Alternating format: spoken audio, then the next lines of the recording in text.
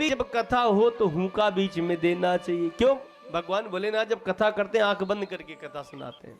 बोले देवी जब तुम हुक्का दोगी तो पता लगेगा कि हाँ कथा सुन रही हो। ठीक है। और 5 दिन कथा करते करते हाँ जी कहते कहते 5 दिन हो गए और उसी बीच में मैया को नेक झपकी आई गई।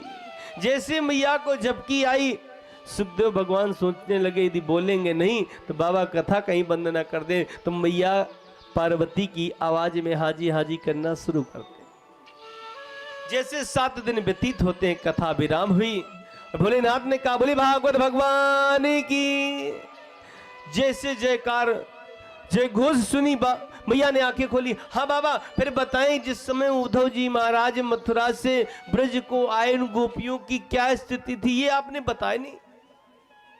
बाबा कहने लगे देवी अभी तक कथा कौन सुन रहा था? बोले क्यों? बोले कथा तो पूरी हो गई। बोले बाबा नेक झपकी लग गई। ओ, बाबा ने उठाया त्रिशूल, देखते हैं कि किसने ऐसा दुस्साहस किया। क्या देखा कि वृक्ष पर एक सुक पक्षी बैठा था। सुक पक्षी के पीछे दौड़ लगाते हैं, आगे आगे सुक दौड़ा हुआ जा रहा है, पीछे पीछे भोलेनाथ। संपूर्ण त्रिलोक में भ्रमण किया और अंत में बद्रिका विशालापुरी में पहुंच गए। वहां पर व्यास जी की पत्नी बिटिका देवी अपने केसों को सुखा रही थी और केसों को सुखाते सुखाते उनको जम्हाई आई। सुखदेव भगवान को मिला मौका और मुख से प्रवेश किया और उदर में पहुंच गए। भोले बाबा आए, व्यास जी से कहते हैं व्यास जी दौड़े दौड़े आए। जैसे भोले बाबा की आवाज सुनी, अरे बाबा कैसे आना हुआ?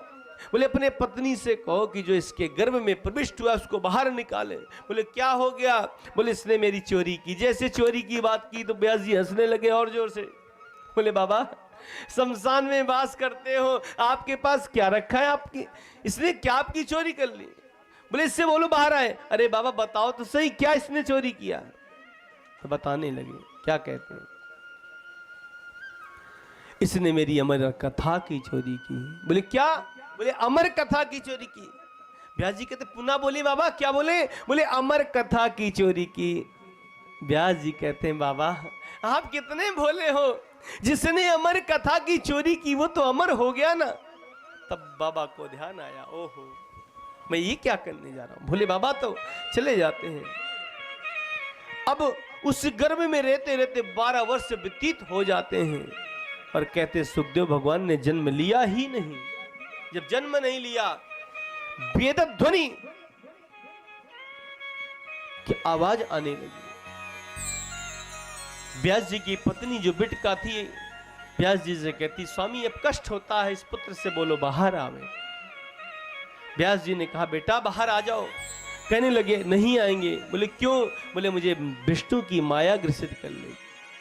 बोले जाओ हम वचन देते हैं विष्णु की माया तुम्हें ग्रसित नहीं करे। बोले नहीं, जब तक स्वयं विष्णु आकर नहीं कह देंगे तब तक हम बात नहीं मानेंगे। भगवान विष्णु आए और कह दिया जाओ हमारी माया तुम्हें नहीं परेशान करेगी। यम प्रभजंतम अनुपेतम अपेत कृत्यम द्वैपायनो विरह कातर आजुहाव।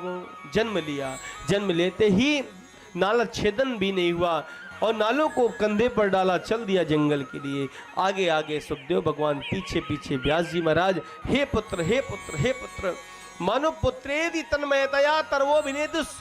कहते एक सरोवर में कुछ स्त्रियां स्नान कर रही थी, सुखदेव भगवान गए, उनको कोई लज्जा नहीं आई। जैसे व्यास जी महाराज पहुंचे, सभी निकली जल्दी जल्दी सरोवर से, अपने वस्त्रन को धारण किया और बाबा की शरण में आई। बाबा मुझे क्षमा करना, अपराध हो गया। बोले बेटी मैं तुम्हारे बाबा पर बाबा के जमाने का हूं, तुम्हें हमसे लज्जा नहीं आई और हमारा 12 वर्ष का यहां से पुत्र गया। बोले आपका पुत्र तो अलच्छलिंगो निज लाभ तुष्ट, उसको पता ही नहीं स्त्री क्या है पुरुष क्या है, दिगंबर भेषधारी।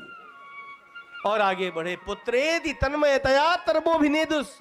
मानो पुत्र, उस पेड़ भी कहते हैं हे बाबा मैंने अपने पुत्रों को दूसरे की सेवा में सदैव रखा है और आज आप एक पुत्र के पीछे जा रहे हैं। ज्ञान हुआ, लौट आते हैं। माया को सब कोई भजे पर माधव भजे न कोई।